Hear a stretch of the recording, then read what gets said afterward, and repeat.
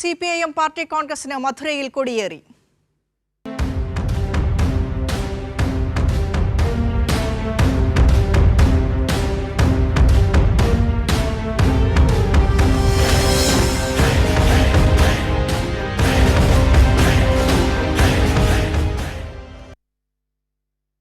CPIM 24-ാം party കോൺഗ്രസിന് തമിഴ്നാട്ടിലെ മധുരയിൽ ആവേശത്തുടക്കം.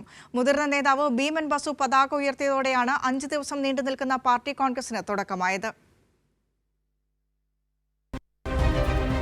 വെൺമണി രക്തസാക്ഷികളുടെ സ്മൃതി കുടീരത്തിൽ നിന്നും കേന്ദ്ര കമ്മിറ്റി അംഗം യു വാസുകിയുടെ നേതൃത്വത്തിൽ കൊണ്ടുവന്ന പതാക control commission chairman AK Padmanabhan ഏറ്റുവാങ്ങി. 24 ചെങ്കൊടികളേന്തിയ ചുവപ്പ് വളണ്ടിയർമാരുടെ അകമ്പടിയോടെയാണ് പതാക എത്തിച്ചത്. തുടർന്ന് ബുദ്ധദേവ് ഭട്ടാചാര്യ കവാടത്തിൽ മുതിർന്ന നേതാവ് ഭീമൻ ബസു പതാക ഉയർത്തി.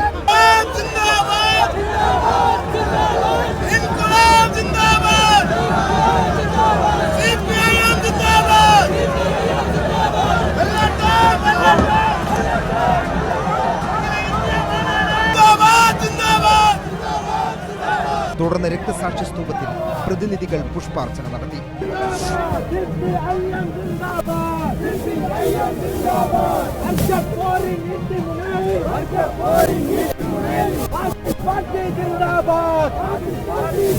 തമിഴ്നാടിന്റെ തനത് വാദ്യമേളങ്ങളോടെയാണ് പ്രതിനിധികളെ സ്വാഗതം ചെയ്തത്.